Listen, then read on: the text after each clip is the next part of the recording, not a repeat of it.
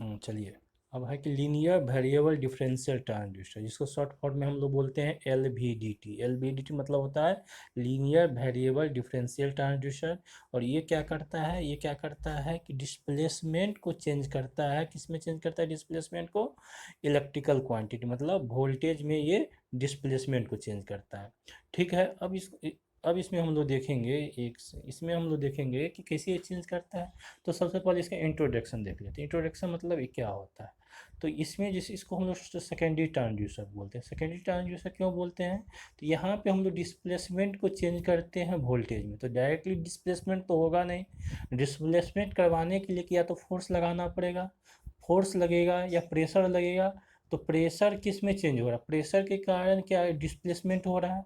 उस डिस्प्लेसमेंट के कारण क्या हो रहा है? इलेक्ट्रिक एनर्जी जनरेट हो रहा है। तो यहाँ पे हम लोग इसको सेकेंडरी ट्रांसड्यूसर बोलेंगे।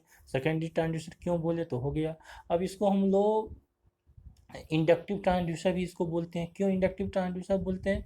चूंकि यहाँ पे इंडक्टर का यूज किया गया है। इंडक्टर की प्रॉपर्टी के चेंज होने के कारण इलेक्ट्रिक फील्ड जनरेट हो रहा है या इलेक्ट्रिकल एनर्जी जनरेट हो रहा है। तो इसीलिए इसका नाम पड़ गया इंडक्टिव ट्रांसड्यूसर। और दूसरा इसका क्या है? ये है एक पेसिव ट्रांसड्यूसर है।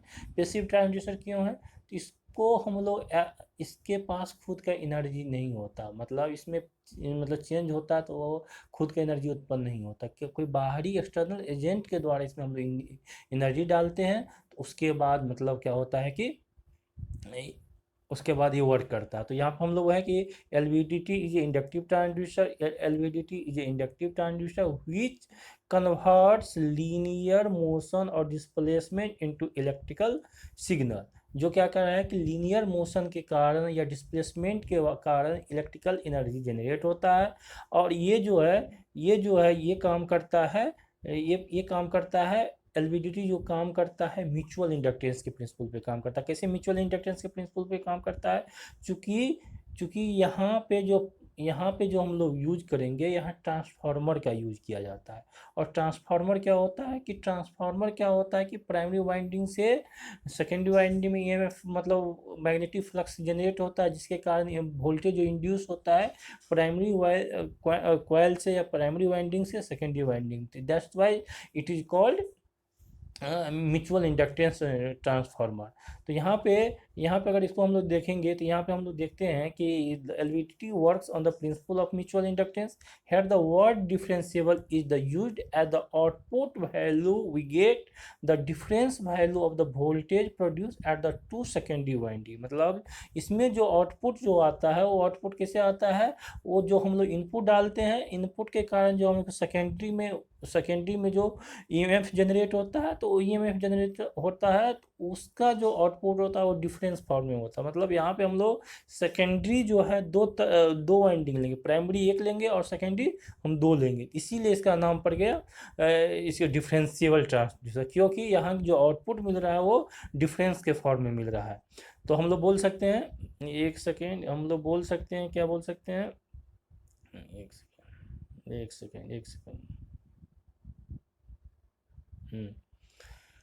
तो L V T D works on हो गया। अब है कि ये जो डिफरेंस जो आउटपुट आएगा, वो डिफरेंस जो होगा, वो डिफरेंस क्या होगा? वो डिफरेंस जो हमारा होगा वो इनपुट जो जितना इंड्यूस होगा उसके कारण डिफरेंस है। और डिफरेंस जो आउटपुट आ रहा है वो करस्पॉन्डिंग क्या होगा? वो करस्पॉन्डिंग जो हमारा होगा कितना हम लोग डिस्प्लेसमेंट हो रहा है, कितना डिस्प्लेसमेंट हो रहा है वो डिपेंड करेगा, वो डायरेक्टली प्रोपोर्शनल होगा to the output voltage generated. जितना आउटपुट जनरेट वोल्टेज होगा तो उस पर ये डिपेंड कर रहा है, उस पर डिपेंड कर रहा है। अब क्या है कि इसका कंस्ट्रक्शन की बात करें तो कंस्ट्रक्शन में देखेंगे तो यहाँ कंस्ट्रक्शन में अगर हम लोग देखते हैं तो कंस्ट्रक्शन में क्या है? कंस्ट्रक्शन में देखेंगे तो यहाँ पे हम लोग क्या लिए हैं? ये प्राइमरी कॉइल हो गया। ये एक एक ने ये है कि कोर है जिसमें मोशन होगा। जो किस चीज़ का कोर है? आयरन का कोर है। ये क्या हो गया? ये हो गया प्राइमरी कॉइल। ये क्या हो गया? ये हो गया सेकेंडरी कॉइल। ये क्या हो गया? सॉरी एक सेकेंड, ये हो गया प्राइमरी कॉइल, ये हो गया सेकेंडरी कॉइल, ये हो गया सेकेंडरी कॉइल, और बीच के वाले जो पोर्शन है वो प्राइमरी कॉइल हो गया। समझे? तो इसमें हम लोग क्या करते हैं कि दोनों साइड सेकेंडरी डालते हैं और बीच में जो होता है प्राइमरी वाइंडिंग होता है।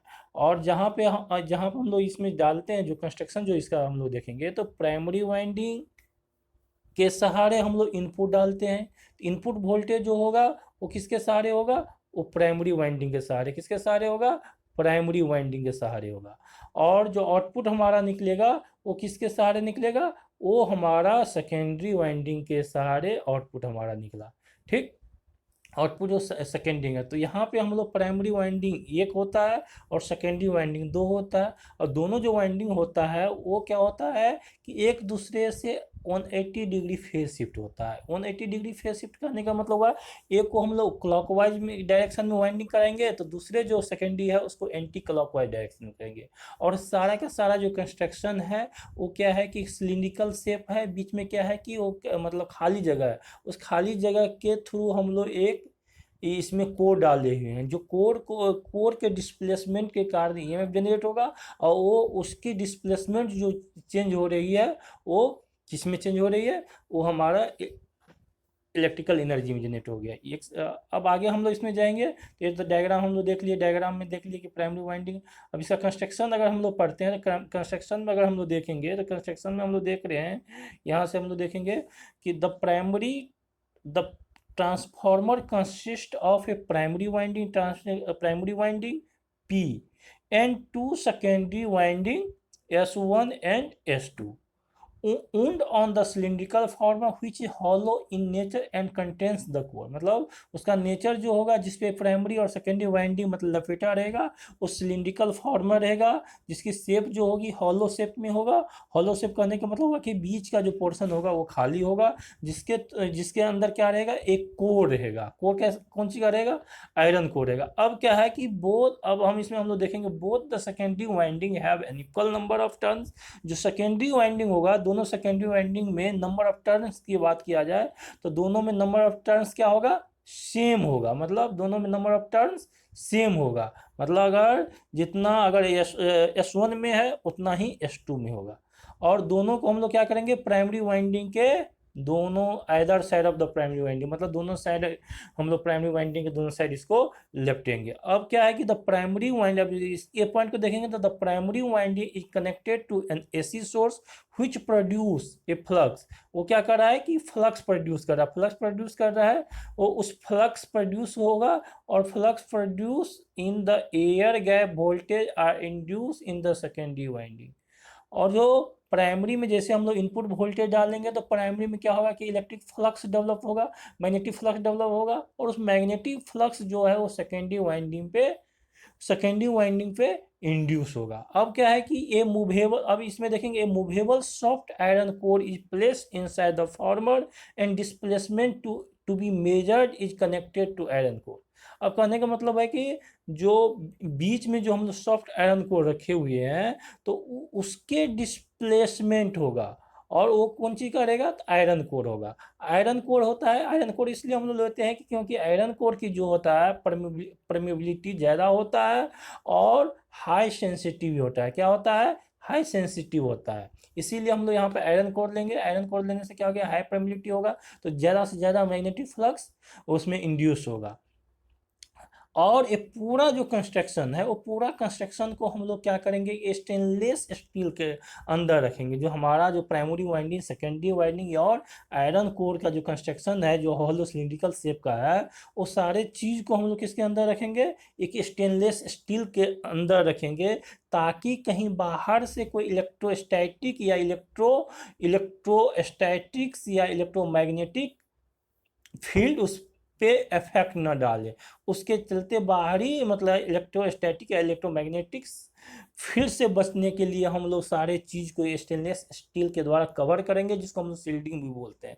ठीक है, अब है कि सेकेंडरी वाइंडिंग जो है, both the secondary winding are connected in such a way that the resultant output is the difference between the voltage of two winding. जो इसको इस ढंग से हम लोग कनेक्ट करेंगे कि दोनों जो सेकेंडरी वाइंडिंग है उसका जो आउटपुट है, जिसके थ्रू हम लोग आउटपुट लेंगे, वो हमेशा डिफरेंस हो। ऐसा करने के लिए हम लोग को क्या करना पड़ेगा, दोनों वाइंडिंग को एक को एंटी क्लॉकवाइज डायरेक्शन में वाइंडिंग करवाएंगे, एक को क्लॉकवाइज डायरेक्शन में करेंगे, तब हम लोग दोनों के आउटपुट से, अगर दोनों के आउटपुट टर्मिनल से अगर हम लोग मेजर करेंगे तो हमेशा जो आउटपुट आएगा वो दोनों के डिफरेंस फॉर्म में आ गया। ये तो हो गया आप कंस्ट्रक्शन की बात। अब आगे हम लोग बढ़ते हैं। अब इसमें हम लोग देखेंगे कि वर्किंग देखेंगे, तो वर्किंग के देखेंगे तो as the primary is connected to an AC source, as the primary is connected to AC source AC source the alternating current and voltage produce. क्या होगा, प्राइमरी को जो जैसे हम लोग AC सोर्स से कनेक्ट करेंगे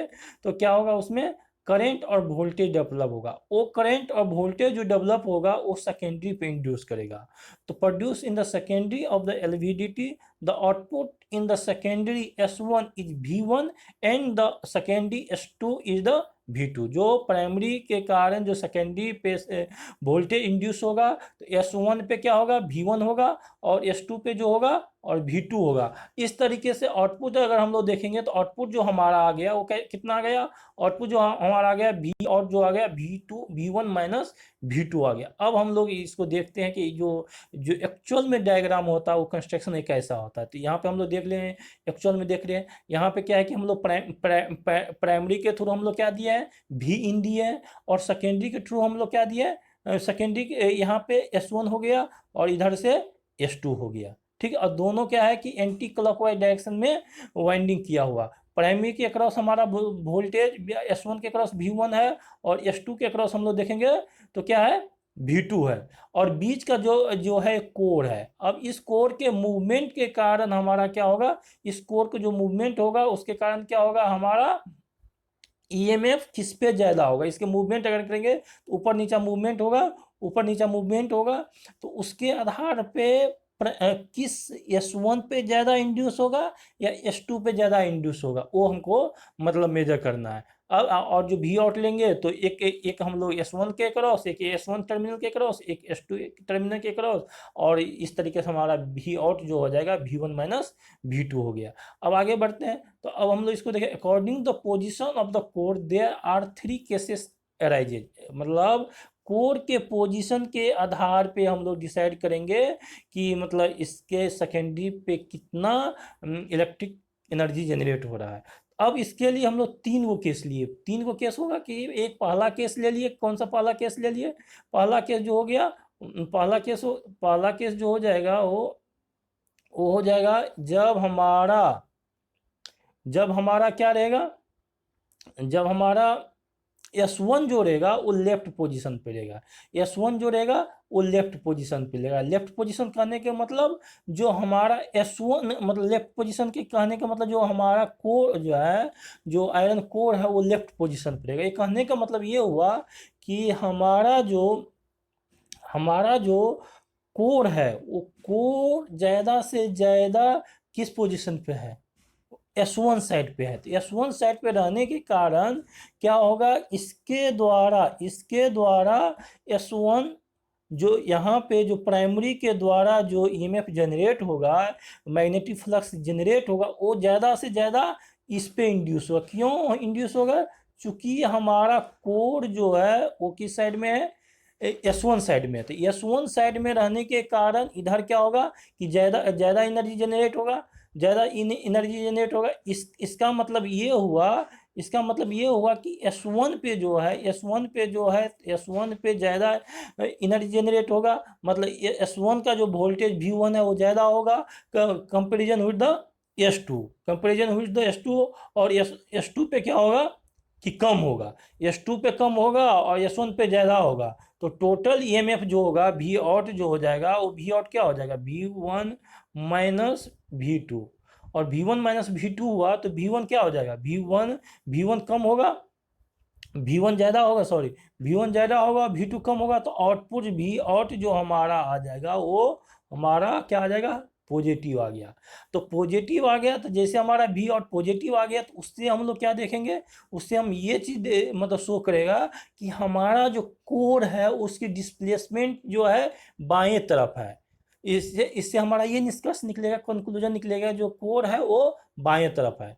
तो इस चीज़ को अगर हम लोग अगर हम लोग देखेंगे तो यहाँ पे हम लोग देख लेते हैं कि यहाँ पे हम लोग अगर लिखाए क्या है, तो ये चीज़ हम लोग देख लेंगे। तो यहाँ पे हम लोग लिखाए हुए हैं कि यहाँ पे देखो, when the core of LVDT moves toward the secondary winding S1, then this cases the flux linkage will S1 will be more as compare to S2। मतलब S1 के तुलना में S2 के तुलना में S1 ज़्यादा फ्लक्स उस पर लिंकेज होगा। इसके कारण क्या होगा कि V1 जो है, V1 ज़्यादा होगा कंपेरिजन विथ V2। इस